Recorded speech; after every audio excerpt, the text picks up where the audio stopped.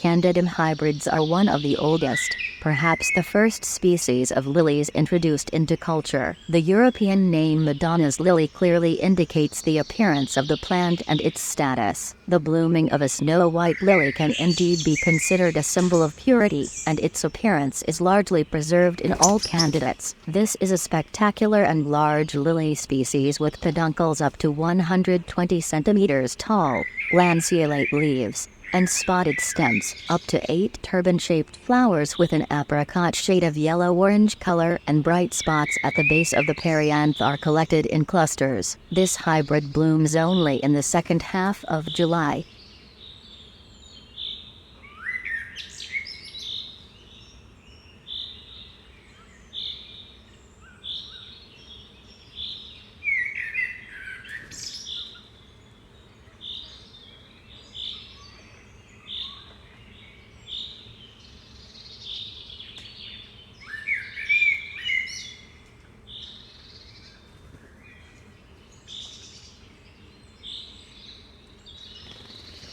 The hallmark of both the snow-white lily and all Candida hybrids is the elegance of the flowers. Tubular or broadly funnel-shaped, they are always distinguished by perfect symmetry and the classic shape of round wide or lanceolate perianth lobes elongated into a pointed tip. The number of flowers on the stems often exceeds their stability, but the beauty of each flower, even in such large cones of inflorescences, is perfectly visible. The golden, bright anthers seem to emphasize the purity of the lines of the flower, which is capable of not stopping at 12 centimeters in diameter and length.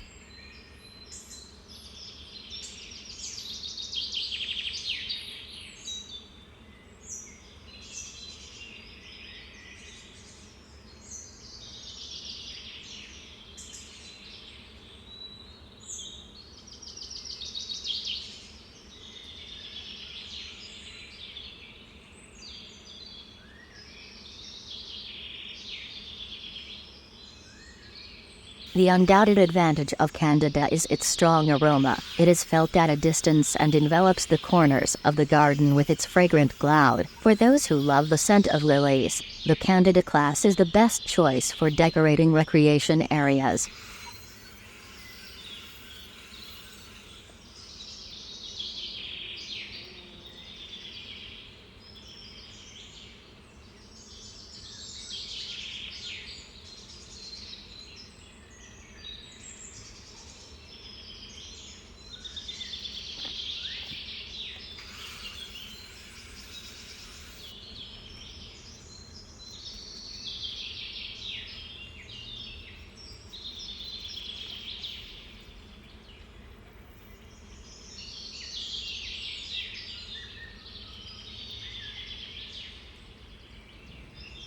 All Candidums are lovers of alkaline, drained soil. When planting, you should eliminate the slightest risk of stagnation of water or choose elevated areas. Heavy clay soils are not suitable for them before planting. It is advisable not only to add compost and sand to the ground to correct the structure and improve water permeability, but also to carry out preventive treatment with either a solution of ash or potassium permanganate. This type of lily does not tolerate manure and fresh organic matter. Before planting, the soil is intensely worked.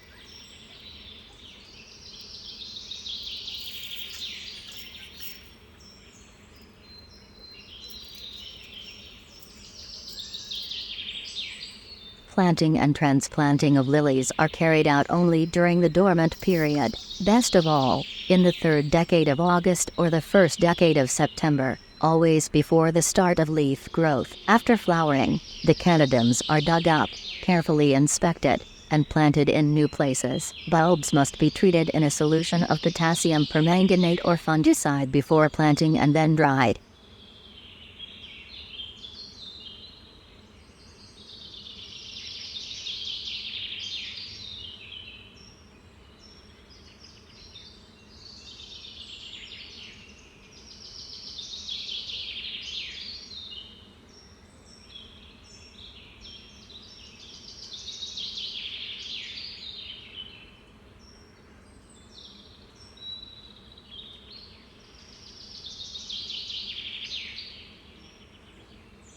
When planting lilies, the main thing is not to deepen the plants too much. Planting is carried out to a depth of about 2.5 to 3 centimeters from the top of the bulb to the soil line. The optimal distance between the bulbs is about 15 centimeters. It is better to leave about 20 to 25 centimeters to neighboring plants. A small amount of sand and wood ash is poured into the bottom of the planting holes. The roots are spread to the sides evenly. Placing the bulbs on a mound of sand, it is better to sprinkle the bulb partially with sand, 1/3 or 1/2 of the height, and only then complete the planting by adding soil. The soil for Candida is not tapped but added as it shrinks. For high-quality rooting within 2 to 3 weeks in case of drought, it is better to water the planted bulbs carefully.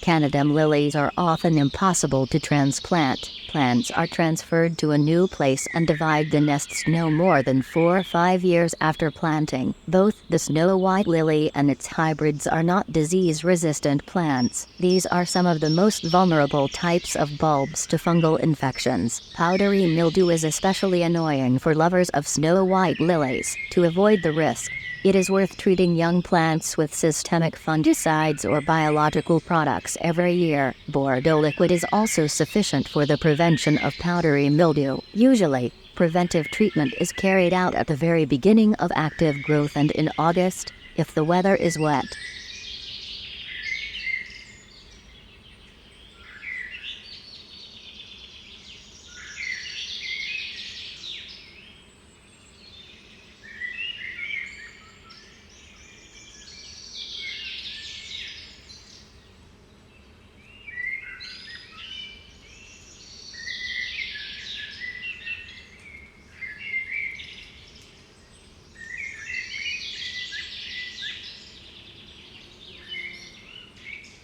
These lilies are quite original in their development. Candidums belong to the category of root lilies, yellowish-white, darkening in the light. Large bulbs can eventually reach 15 centimeters in diameter. The adventitious roots are perennial and sensitive to injury. When buying bulbs, they are guided by their condition. Weak damaged roots require preliminary rooting in a pot culture. The scales are very large and immediately turn into leaves. The plant has no stem roots, but a beautiful bunchy wintering rosette of leaves is formed. The development of Candida has a pronounced dormant period that occurs immediately after flowering. Thank you for your likes, comments, and subscriptions. See you again soon.